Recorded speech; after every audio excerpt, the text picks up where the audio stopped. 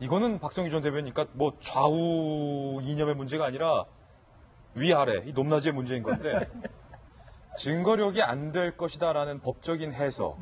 김재 변호사는 또 명확히 진단을 했지만 이거를 청와대에서 모르실 리는 없을 거고 아마 알고 있었다는 거죠. 어느 정도 대변인도 오고 민정수석도 오고 국정기획비서관도 오고 다큐멘 행정관도 배석을 하고 논의를 했을 거예요. 이거를 증거력이 될까 안 될까를 논의를 했을 텐데 최소한의 논의를 했을 텐데 증거력이 안 될 거라는 걸 알았음에도 불구하고 이렇게 공개를 했다는 건 이건 어떻게 봐야 됩니까?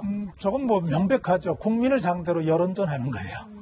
저게 국민을 상대로 우리가 봤더니 없다고 했던 많은 것들이 있었다. 이런 문제 때문에 압수수색 하자고 하는 것을 극구 반대했었구나. 그때 수사 과정을 방해했던 것을 입증해주는 또 다른 증거다. 이렇게 지금 들이대고 있는 거잖아요. 민망합니다. 민망합니다. 저 청와대가 저리 하면 안 되죠. 저리 하면 안 됩니다. 뭐든지 과하면은 모자람만 못하다 그랬습니다. 과유불급인데 청와대가 그렇죠. 본인들이 가지고 있는 박근혜 정부의 국정농단 사건에 기반해서 사실은 정부가 출범이 됐고 그리고 정부 출범 이후에 적폐청산을 가장 중요한 과제로 선정해놓고 있긴 하지만은 이 방법은 과한 거예요. 왜냐하면은 사법부의 판단을 심각하게 흔들어 놓을 수 있는 위험성이 있습니다. 누가 뭐래도 법치거든요. 법치라고 하는 것은 법에 맡겨진 법의 절차에 맡겨진 이상 법에서 판단할 수 있도록 하면 되는 거예요. 100번 양보해서 나온 것 그거 의심스러울 수 있어요.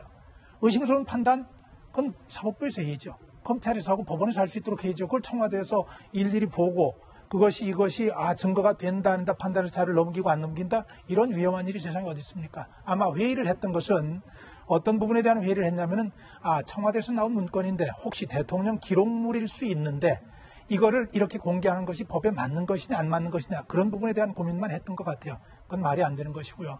또 하나 꼭 좀 얘기하고 싶은 거는 그래요. 문재인 대통령이 하신 말씀 중에서 제가 정말 공감하는 얘기고 다 그런 거. 기회는 평등하고 과정은 공정하고 결과는 정의로워야 한다는 거예요. 지금 과정입니다.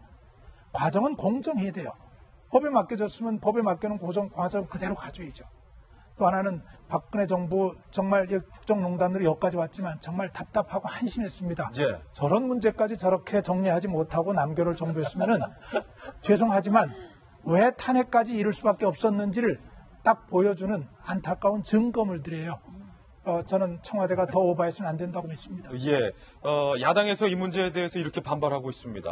홍준표, 정우택 두 사람의 발언을 과연 한번 뭐라고 했는지 들어보시죠. 그리고 나서 여당의 의견도 한번 들어보겠습니다. 청와대 문건 문제, 그게 법정에 제출해 보면 증거 능력이 없었습니다.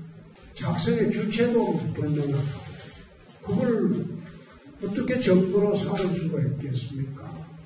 오죽답다 보면 증거 능력 없는 서류라고 제출해야지 재판에 영향을 미치려고 하고 있는데 재판이 진행 중인데 청와대가 생중계까지 요청을 하면서 이것을 했다는 것은 여론몰이와 함께 재판에 영향을 미치려는 다분한 정치적 의도가 있다고 보고 있습니다.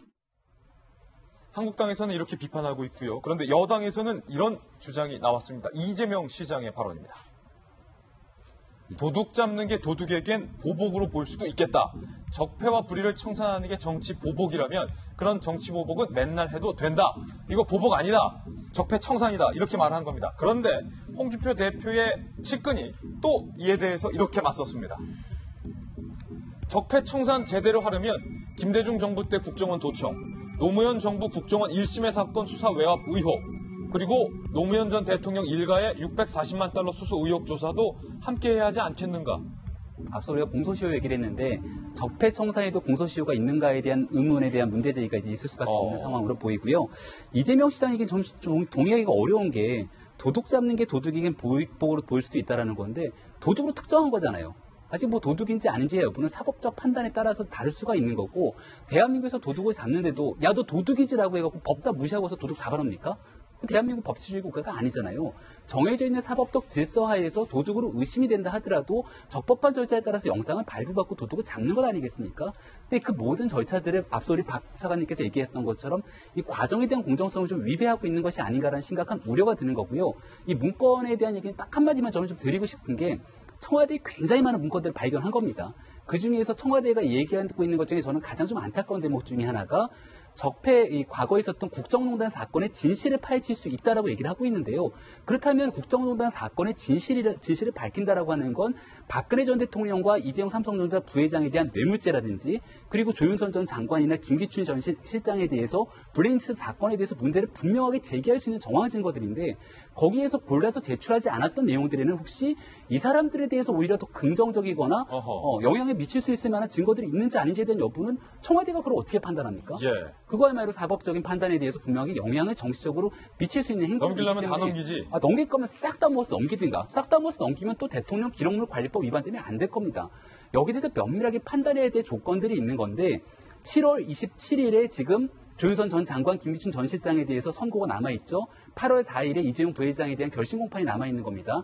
이렇게 급박한 시기를 앞두고 청와대가 하고 있는 일련의 행위들이 혹시나 정치 보복, 사법부에 대한 개입으로 비춰질 수 있다라는 오해가 될 수도 있기 때문에 거듭 조심해야 된다는 얘기를 드리는 겁니다. 예. 다양한 의견들 들어봤습니다. 시청자 여러분들의 생각은 어떠신지요? 저희는 60초 광고 후에 다시 돌아오겠습니다. 잠깐만요.